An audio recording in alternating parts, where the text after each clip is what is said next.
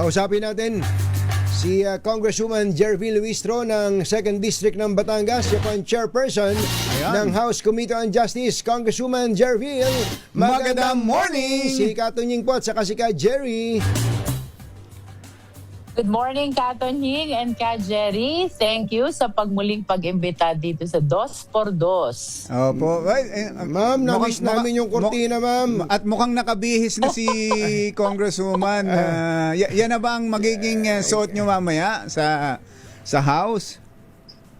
Yes, I'm about to head to Congress. And by the way, sadyang lumipat ako ng location because I anticipated. Pupunahin nyo na naman yung kortina. Ay, naalala tuloy namin. Ba't nawala yung kortina? Nawala yung kortina. Congresswoman, ano ba to? Totoo ba ngayon na kayo magbobotohan sa plenary? Totoo yun, Katonying, no? Mamayang 10 o'clock in the morning. No, not the plenary, sorry. The committee. Committee. Committee vote pa lang. Okay. This will be for the approval of our committee report with the attached resolution setting forth the articles of impeachment. So for the record, botohan lang po sa committee. Yun. After nito, magtra-transmit po tayo sa plenary. Okay. And then the plenary will take care kung kailan mangyayari ang plenary vote. Ayun. So hindi pa ang intindi ko kasi namin ngayon na rin mangyayari yung botohan sa plenary. No. So for today, magkakaroon ng panibagong hearing ang Committee on Justice. No, this is actually a continuation of the last one. Our agenda is only one, and that is the approval of the committee report with the attached resolution setting forth the articles of impeachment. No, Apo. in simple terms, tatlong dokumento yung tinutukoy natin. Committee report, nakapaloob yung resolution na nagtatalaga sa articles of impeachment. No, all these documents are very important. After its approval, on the same day, today, aming itra-transmit din ito papunta sa plenaryo. And once in the plenary, we anticipate that they will be transmitting copies of the same to the members of the House of Representatives. Naalala nyo, ito yung decision ng Supreme Court in Duterte versus House of Representatives. Dapat bigyan ng reasonable time lahat ng House members upang pag-aralan ang articles of impeachment before the plenary vote, no? Maliwanag yan dun sa Supreme Court decision. We also anticipate na papadalhan nila ng copy ang respondent vice president, that is as part of due process. Same is true with respect to the complainant, no? As soon as mapadalhan to, bilang lang siguro tayo ng days when we can say na there is reasonable time already, na pag-aralan na ng members, na pag-aralan na din ng vice president and even the complainant, then the plenary can set the date when to do the plenary vote. What is important, Katunying, Ka Jerry, nabigyan natin ang opportunity, lahat ng parties, including the House members, basahin nyo muna yung articles of impeachment. Aralin nyo muna yung articles of impeachment, including the attached evidence, bago tayo magbotohan sa plenaryo. So is one day enough? I don't think it's enough. Siguro 2 to 3 days, 2 to no? 3 days. 2 to 3 days, no? Sapat na yun. Basta reasonable time. Reasonable Oo. time. Ako Para pag mapag-aralan. tututukan ko yan, one day should be enough kung talagang tututukan mo. But of course, alam naman natin, napakarami ng ginagampan ng tungkulin ng mga House members, no?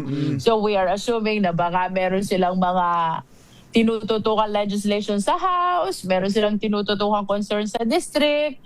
So siguro 3 days at the average.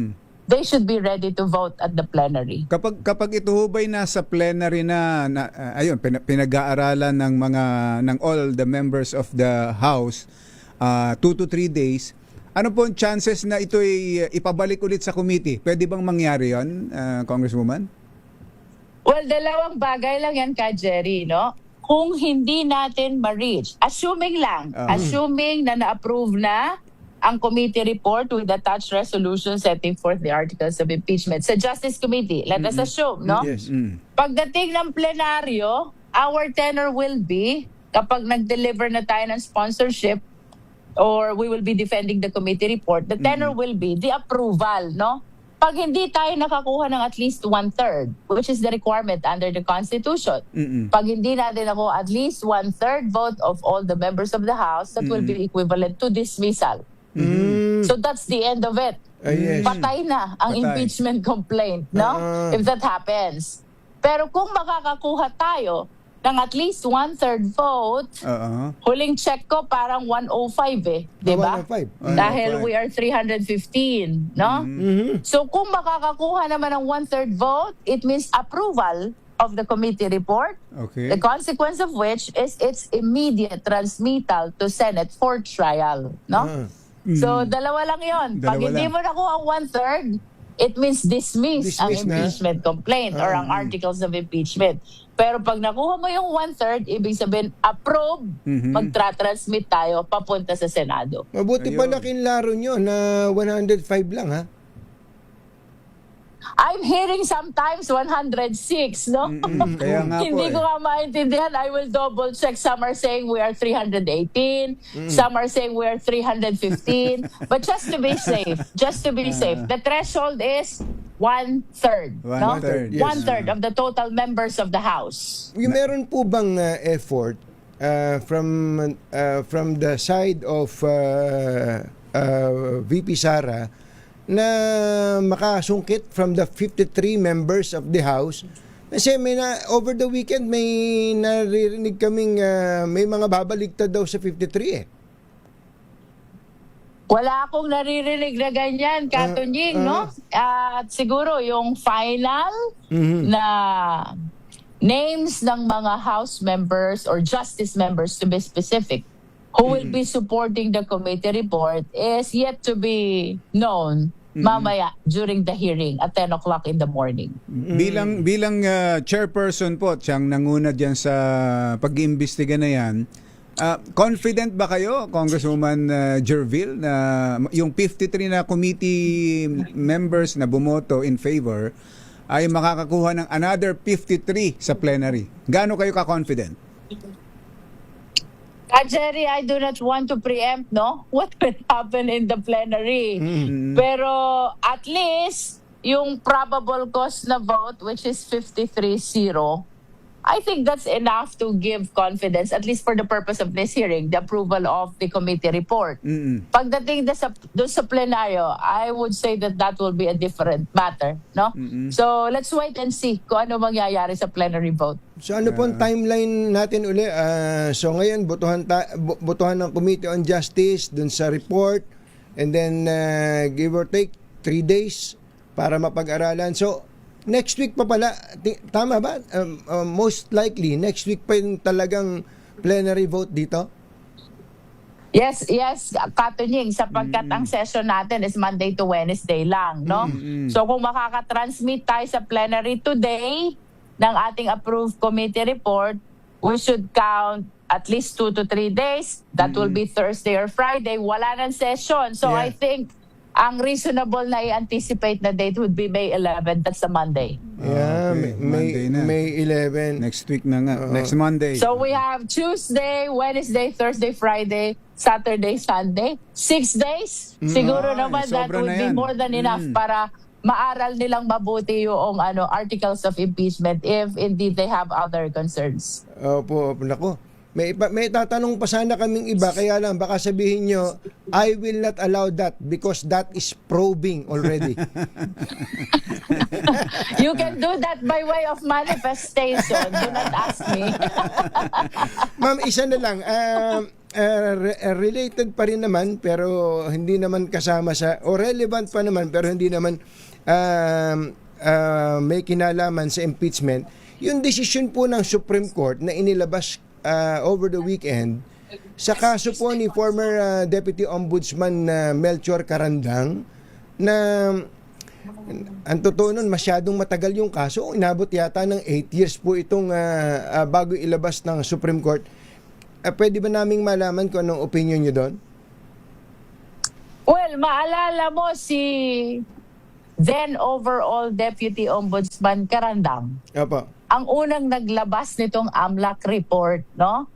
which was totally belied by the former president at humantong pa nga sa kanyang dismissal as overall deputy ombudsman. No? Since then, hindi na natin narinig si Carandang, and it was Senator Sonny Trillanes who kept on sharing to the public kung ano yung mga dokumentong nakuha ni overall Deputy Ombudsman Carandang. This pertains to the same AMLAC report or allegations of Senator Trillanes in his affidavit about the bank accounts of the Duterte family. No?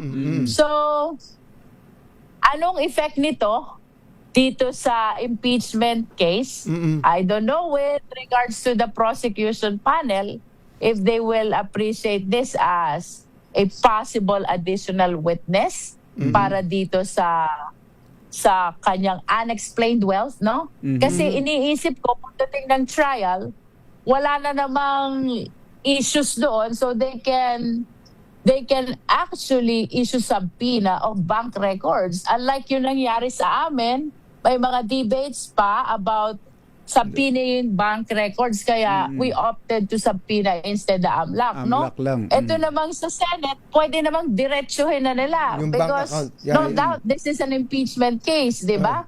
So, siguro pagka na-constitute na, Katunying, ang prosecution panel, we can discuss kung magiging significant ba si Carandang for the purpose of establishing the unexplained wealth, considering na siya ang unang naglabas nitong AMLAC report.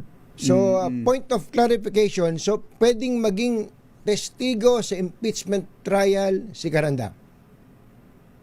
There's a possibility the decision will come from the entire prosecution panel, Katunying. Na kayo po ay magiging parte. At saka, siyempre, dapat maging willing witness si That's si right. Carandang. No?